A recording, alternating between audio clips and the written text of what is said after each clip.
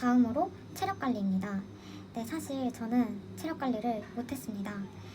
평소에도 운동을 즐겨 하는 편도 아니었고, 그렇다 보니까 그마저도 시간 낭비라는 생각이 계속 들었어요. 그런데 여러분, 무조건 체력 관리 하시길 정말 추천드립니다. 선생님들이 막판에는 무조건 체력 싸움이다 이 얘기를 하는데 완전 만 퍼센트 동의합니다. 저는 1월부터 체력이 조금씩 딸리기 시작했는데 버텼어요. 버티다 9까지 일주일 남겨놓고 코로나에 걸리고 체력 회복이 안 되더라고요. 그러다 보니까 지방직 시험을 한 달 앞두고 나중에는 진짜 거짓말 안 하고 30분 앉아있기도 힘들고 30분 책 보면 잠이 쏟아지고 네, 정말 견디기 힘들었습니다. 그래서 어쩔 수 없이 침대에서 책을 보기도 하고 이런 상황이 너무 지치고 후회 많이 했습니다. 다들 무조건 체력 관리, 걷기 운동이라도 꼭 하세요. 정말 막판에는 체력 싸움입니다. 공시는 누가 마지막까지 끈기 있게 회독을 많이 하냐 그런 싸움인 것 같아요. 그러니까 꼭 체력 관리 하시길 추천드립니다. 슬럼프 멘탈 관리법. 우선 저는 슬럼프가 일주일에 한 번씩 왔어요. 그게 무슨 슬럼프냐, 그냥 공부하기 싫었던 거 아니냐 이러실 수 있을 것 같은데 네, 저는 태어나서 공부가 이렇게 싫었던 적은 처음입니다. 한 번도 공부가 하기 싫어 이렇게 생각해 본 적이 없었습니다. 나름 대학교 때도 성적 장학금도 받았었고 그리고 과탁도 해봤었지만 공시 공부는 또 다른 것 같아요. 과목 자체가 어렵다는 게 아니라 같은 과목을 정말 계속 봐야 되잖아요. 계속 보는데도 계속 까먹고 정말 신기할 정도로 까먹어요. 그러다가 슬럼프가 오는 것 같아요. 지겹도록 해독을 하고 이 정도면 많이 봤고 나 진짜 다 알겠다 이러다가도 막상 문제를 풀면 다 틀리고 엥? 이게 뭐지? 아직도 나 많이 부족하네. 대체 뭘 더 해야 되는 거지? 이런 느낌을 많이 받았습니다. 그러다가 슬럼프에 빠지는 것 같아요. 그럼 왜 나는 이런 20대 청춘을 이런 공부에 시간을 허비해야 되지? 이런 생각을 많이 했습니다. 이게 맞나? 왜 내가 이 공부를 시작했지? 이런 생각도 정말 많이 했습니다. 그럴 때면 저는 저와 비슷한 처지에 있는 공시생들의 브이로그를 정말 많이 봤어요. 보시면 아시겠지만 다들 정말 열심히 공부를 해요. 그리고 아무래도 저는 인강생이고 혼자 공부하다 보니까 그런 브이로그를 보면서 정말 많이 공감을 했던 것 같아요. 예를 들면 행정학은 나만 어려운 게 아니야. 다 어려워. 그래, 내가 문제가 아니야. 이런 것들을 공감했습니다. 그리고 스터디 윈미를 틀어놓고 공부를 하기도 했는데 꽤 잘 되더라고요. 그리고 또 하나의 팁은 유튜브에 전효진 공부 자극을 치면 나오는 10분짜리 영상을 밤에 자기 전에 정말 많이 들었습니다. 노래 부금과 그리고 효진쌤의 목소리를 들으면서 혼자 울컥하기도 하고 정말 많은 위로를 받기도 했습니다. 시험이 끝나고 들어도 여전히 울컥하고 정말 효진쌤은 정말 대단하다는 생각을 매번 합니다. 그리고 정말 사랑하는 사람을 이제 먼저 떠나보내야 했어요. 원래 성격이 슬픈 건 슬픈 거고 해야 될 일은 해야지 이런 성격인데 정말 처음으로 제 감정을 스스로 통제하지 못하는 그런 컨트롤하지 못하는 느낌을 받았습니다. 그래서 거의 8월, 9월은 어떻게 공부를 했는지 모르겠습니다. 그냥 스터디 카페에 가는 걸 목표로 하고 앉아만이라도 있자 이런 생각으로 공부를 했습니다. 울음이 나와도 그냥 자리에 앉아서 울었어요. 코로나 시국이라 다른 사람들이 좀 불편했을 수도 있었을 것 같은데 네, 눈치 엄청 보면서 울었습니다. 또 수험생이기 때문에 이렇게 충분히 실습할 수 없다는 게 너무 화가 나고 그 상황이 너무너무 힘들었어요. 그렇게 감정 정리도 제대로 하지 못하고 다시 공부를 했고 그러다 보니까 정말 마지막에는 너무 지치고 힘들어서 잘 보던 못 보던 그냥 빨리 시험이나 끝나라 이 느낌이었습니다. 사실 특별한 멘탈 관리법은 없었던 것 같아요. 그냥 버틴 것 같아요. 선생님들이 중간중간에 해주시는 그런 말 중에 기억 남았던 그런 말들이 몇 개 있는데 이거는 쿠키 영상에서 담겠습니다. 저는 수업 시간에 쌤들이 해주는 이런 소소한 말에 혼자 감동받고 또 혼자 동기부여를 잔뜩 받아서 더 공부에 집중할 수 있었습니다. 그리고 저는 SNS를 다 끊었어요. 인스타 앱을 지우고 가끔 인터넷으로 들어가서 보고 그 정도만 했습니다. 하지만 저도 유튜브를 끊지 못해서 할 말은 없습니다. 그래서 저희 팁은 존버인 것 같습니다.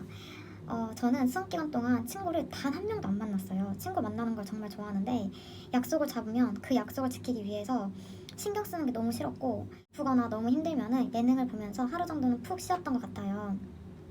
그렇게 푹 쉬면은 이제 나 공부 진짜 해야겠다 이런 생각이 저절로 들더라고요. 그리고 인간관계는 사실 저는 공시하는 걸 친한 친구들 외에는 말을 안 했어요. 그래서 합격하고 나서도 주위에서 공부하는지 몰랐다 이러는 사람들이 꽤 있더라고요. 저도 공부를 하면서 인간관계에 대해서 정말 걱정을 많이 했었는데 합격하고 나니까 다 회복이 되더라고요. 수험 기간 동안 친한 친구들은 못 만나는 거에 대해서 서운해하지 않고 분명 다 이해를 할 거예요. 내가 합격을 빨리 하는 게 가족에게도 그리고 친구들에게도 도와주는 것이라 생각을 했습니다. 마지막으로 면접 후기. 사실 저는 제가 면접이 필기가 발표나고 한 달 후인 줄 알았어요. 근데 그건 면접 최종 발표일자였고 경기도는 면접이 필기가 발표나고 바로더라고요. 정말 성적도 낮으면서 무슨 자신감이었는지. 그리고 저는 성적이 너무 아슬아슬했어서 공단기 예측 사이트에 가능권 제일 위쪽에 있었어요. 다들 필기는 합격할 것 같은데 면접은 어려울 것 같다라고 했지만 저는 정말 우수를 목표로 면접 준비에 전념을 했습니다. 면접이 끝나고 정말 몸이 아플 정도였어요. 저는 스터디를 하면서 이제 면접을 준비했었고 그리고 제가 지원한 시에서 시행하고 있는 정책을 다 조사해서 알아뒀고 과거 기출문제집 책을 보면서 하나하나 다 정리를 했었습니다. 근데 경기도 보시는 분들 생각보다 면접이 꽤 까다롭게 나왔어요. 저는 10개의 질문을 받았는데 일단 첫 번째는 다른 지자체에 살면서 왜 우리 지자체에 지원을 했냐? 저는 이 지역에 어디를 가봤습니다. 그런 관광지가 너무 매력적이라고 생각을 했었고 다른 인근 지방자치단체에 비해서 인구가 꾸준히 증가하고 있다.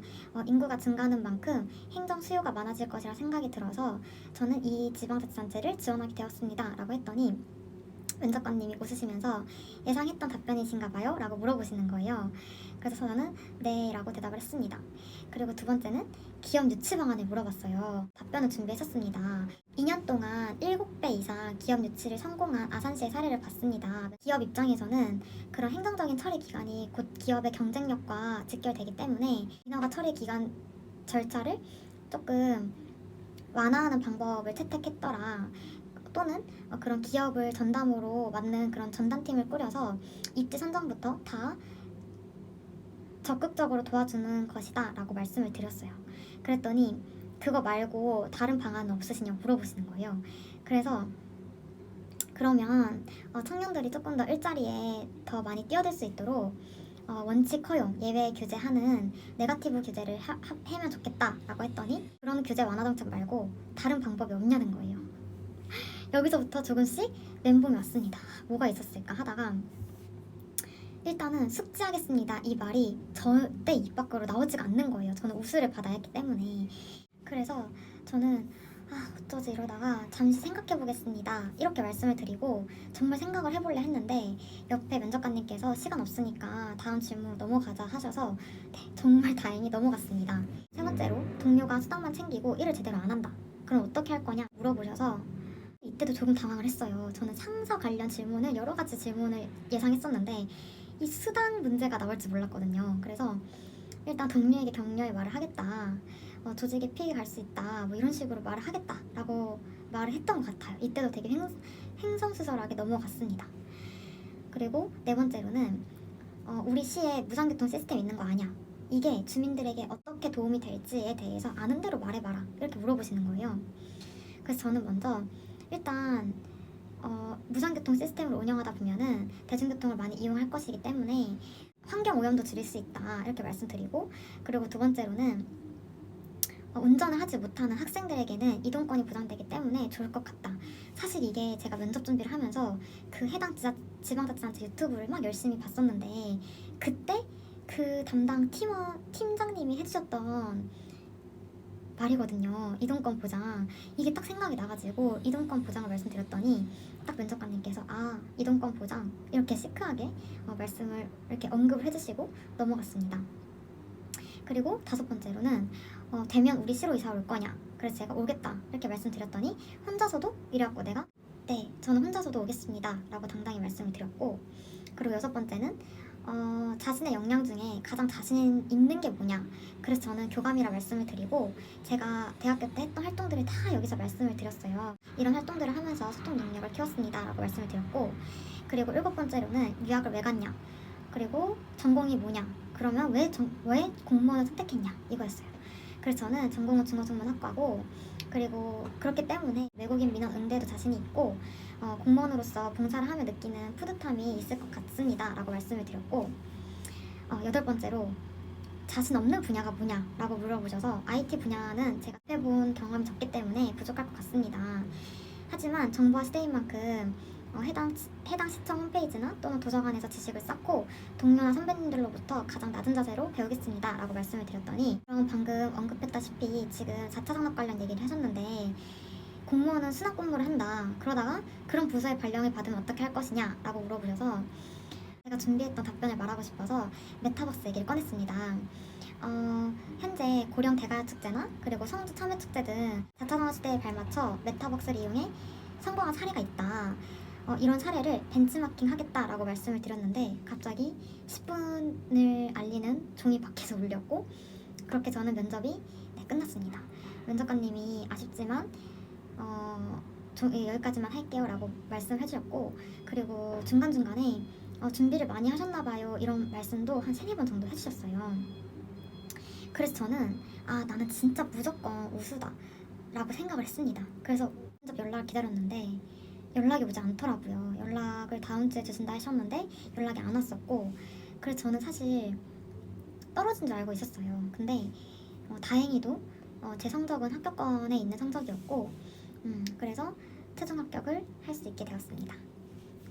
너무 주저리 말한 느낌이 들지만 많은 분들에게 도움이 되었으면 좋겠고 그리고 또 궁금하신 점이 있다면 댓글로 남겨주세요. 그러면 제가 그거를 적극 반영해서 컨텐츠를 만들어 보도록 하겠습니다.